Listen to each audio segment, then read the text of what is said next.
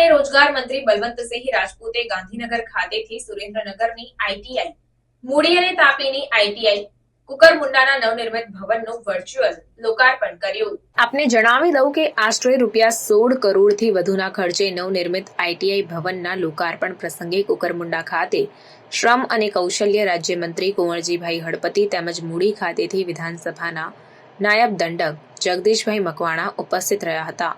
અત્રે ઉલ્લેખનીય છે કે અગાઉ આઈટીઆઈ કુકરમુંડામાં 276 બેઠકો હતી, જેને હવે વધારીને 436 કરવામાં આવી છે, જ્યારે આઈટીઆઈ મૂડીમાં અગાઉ 240 બેઠકો હતી, તેને વધારીને 480 કરવામાં આવી છે।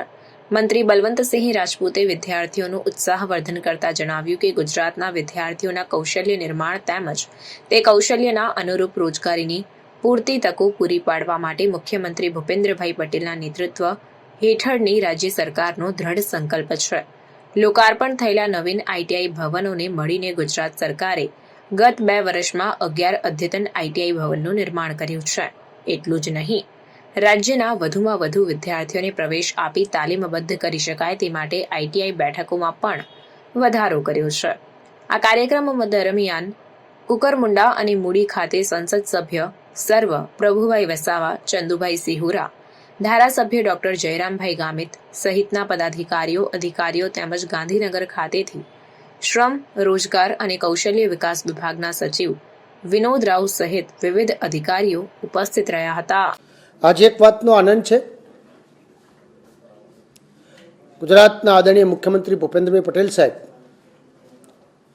સમગ્ર ગુજરાતના યુવાનોને સરસ તાલીમ આપી શકાય, એમના રોજગારી માટેની હંમેશા ચિંતા કરતા હોય છે। એના ભાગરૂપે છેલ્લા 2 વર્ષમાં આરટીઆઈના જે મકાન છે એ જૂના થઈ ગયા હોય તો સરકાર એમાંથી કરોડો રૂપિયા ખર્ચીને નવા મકાન થાય, એની સાથે જે સીટો છે એ સીટોમાં વધારો થાય એ પ્રકારની વ્યવસ્થા ગુજરાત સરકાર કરી રહી છે।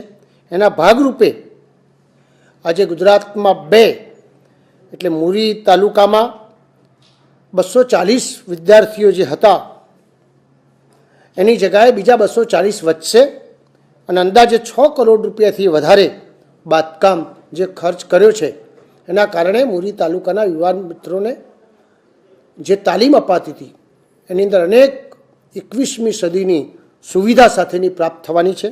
તેની સાથે સાથે કુકરમુંડા તાલુકામાં પણ એ જ પ્રકારે 276 બેઠકો હતી, એમાં 160 બેઠકો વધશે, એટલે 436 બેઠકો કુલ થવાની છે। તો આગળ પણ 10 કરોડથી વધારે રૂપિયા આપીને તો આગળ પણ આધુનિકતાથી તૈયાર થાય એ પ્રકારની બાંધકામ વ્યવસ્થા, રૂમોની વ્યવસ્થા એ પ્રકારની કરી છે। આવનાર સમયમાં શ્રમ વિભાગ, શ્રમ અને રોજગાર વિભાગ છે એ સખત મહેનત કરીને રોજગાર ગુજરાતમાં કોઈ બેરોજગાર ના રહે એ પ્રકારનું કદમ આજે આગળ વધારી રહ્યું છે અને એના લોકો જે વિદ્યાર્થીઓ જે તૈયાર થાય એ સ્કિલ સાથે તૈયાર થાય એ પ્રકારનું ભણે કે ભણી રહ્યા પછી 2-3 વર્ષમાં જ એને રોજગારી પ્રાપ્ત થાય એ પ્રકારની વ્યવસ્થા આજે ગુજરાત સરકાર કરી રહી છે। હું બંને તાલુકાના તમામ યુવાન મિત્રોને ખૂબ દિલથી શુભકામનાઓ આપું છું અને કહું છું કે સરકાર હંમેશા તમારી સાથે છે। તમે તાલીમબંધ ભણો, રોજગારીની વ્યવસ્થા ગુજરાત સરકાર 100% કરી દેવાની છે। એ ભાવના સાથે દરેક વિદ્યાર્થી આમાં નવી બિલ્ડિંગની અંદર, નવા મકાનની અંદર ખૂબ આગળ વધે એવી શુભકામનાઓ સાથે મારી વાત પૂરી કરું છું। ભારત માતા કી જય।